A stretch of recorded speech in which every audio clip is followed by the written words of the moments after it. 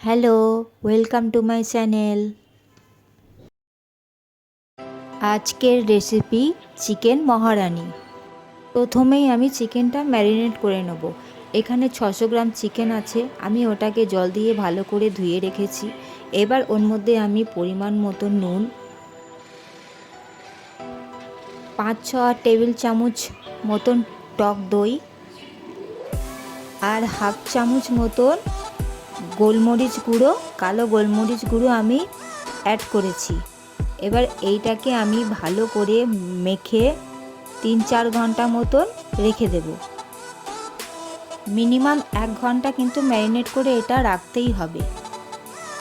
আমি এটা ম্যারিনেট করে ফ্রিজে রেখে দিয়েছিলাম যাতে ম্যারিনেটটা সেট হতে পারে। এবার আমি একটা পেস্ট বানিয়ে নেব। ওর জন্যে আমি হাফ চামচ গোটা ধনে, হাফ চামচ গোটা জিরে, হাফ চামচ গোটা মৌরি, 2-3টে শুকনো লঙ্কা, 2-3টে লবঙ্গ আর 2-3টে এলাচ আর 1 টুকরো দারচিনি আমি নিয়েছি। এবার আমি কড়াতে একটু বাটার দিয়েছি। বাটারটা মেল্ট হয়ে গেলে আমি ওর মধ্যে ওই গোটা মশলাগুলো অ্যাড করে কয়েক সেকেন্ড একটু ফ্রাই করে নেব। এই 15-20 সেকেন্ড এটাকে আমি একটু ফ্রাই করে নেব। এবার আমি ওর মধ্যে পেঁয়াজ কুচি অ্যাড করে দেবো। এখানে আমি 3টে মিডিয়াম সাইজের পেঁয়াজকে কুচিয়ে নিয়েছি। এবার এই পেঁয়াজগুলোকেও এই মশলার সাথে ভালো করে ফ্রাই করে নেব। এর মধ্যে আমি কয়েকটা কাঁচা লঙ্কা অ্যাড করেছি।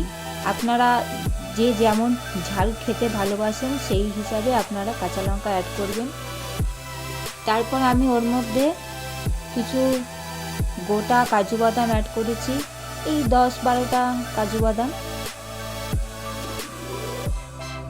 দেখো আমার এটা মোটামুটি একটু হালকা ভাজা হয়ে গেছে, হালকা লাল রং হয়ে গেছে। বেশি ভাজবো না আমি, কারণ বেশি ভাজলে পেঁয়াজটা তেতো হয়ে যাবে। তো আমি এই পর্যায়ে গ্যাসের ফ্লেমটা অফ করে দেবো। এটাকে ঠান্ডা করে আমি মিক্সারে এটা ভালো করে একটু পেস্ট করে নেব।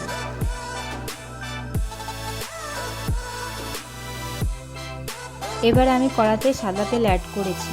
সাদা তেলেই আমি রান্নাটা করব। এরপর আমি ম্যারিনেট করা চিকেনটা তেলের মধ্যে দিয়ে ভালো করে নাড়তে থাকবো। এই সময় কিন্তু গ্যাসের ফ্লেমটা হাই রাখতে হবে। লো রাখলে কিন্তু দই দেওয়া আছে, সেই জন্যে প্রচুর জল ছেড়ে দেবে। তো আপনারা গ্যাসের ফ্লেমটা একদম হাই রাখবেন যাতে বেশি জল না বেরোয়।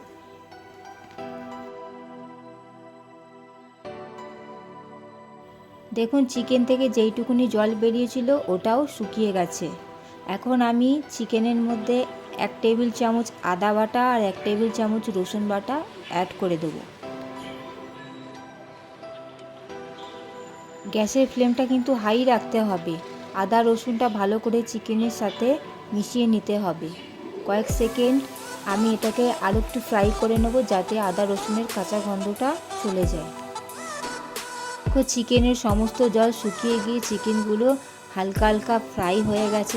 তো চিকেনের গায়ে হালকা হালকা বাদামি রং ধরেছে।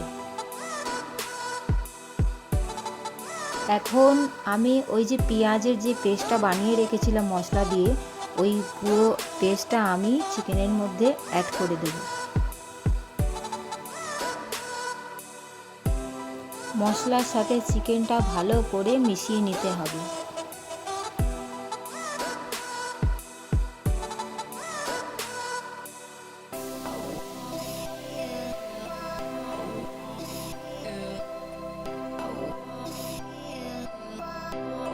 দেখো বন্ধুরা, মশলা যত কষবে তত কিন্তু মাংস থেকে তেল ছাড়বে। আমি কিন্তু এখনও পর্যন্ত চিকেনে কোনো রকম জল আমি অ্যাড করিনি। এখন কিন্তু গ্যাসের ফ্লেমটা লোতে রাখবেন। লোতে থেকেই মাংসটা কষতে থাকবে যাতে মশলা থেকে আরও বেশি তেল বেরোতে থাকে। দেখো বন্ধুরা, মশলা থেকে কিন্তু পুরো তেল একদম ছেড়ে দিয়েছে। তো তার মানে চিকেনটা আমার ভালো করে কষানো হয়ে গেছে। এখন আমি ওই মিক্সারের বাটি ধোয়া জল একটু সামান্য অ্যাড করে দেবো আমি চিকেনের মধ্যে। এবার কয়েক সেকেন্ড ওটা ভালো করে নেড়ে আমি ঢাকা দিয়ে মাংসটা আমি ভালো করে সেদ্ধ করে নেব। মাঝে মাঝে একটু ঢাকা খুলে নাড়াচাড়া দিয়ে দেবেন, কারণ কাজু বাদাম দেওয়া আছে তো নিচে আটকে যাওয়ার একটা চান্স থাকে। দেখুন বন্ধুরা, মাংস আমার একদম সেদ্ধ হয়ে গেছে। আচ্ছা, নামানোর আগে আমি ওর মধ্যে আমুলের ফ্রেশ ক্রিম এই 2 থেকে 3 টেবিল চামচ মতন আমি অ্যাড করে দিচ্ছি। আপনাদের কাছে যদি ফ্রেশ ক্রিমটা না থাকে আপনারা দুধের সরও দিতে পারেন বা লিকুইড দুধও আপনারা অ্যাড করতে পারেন। ক্রিম দেওয়ার পর আমি আরেকটু 10 মিনিট মতন এটাকে একটু ফুটিয়ে নেব।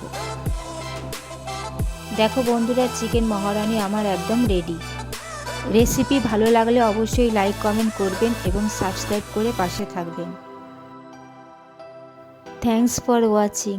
টাটা।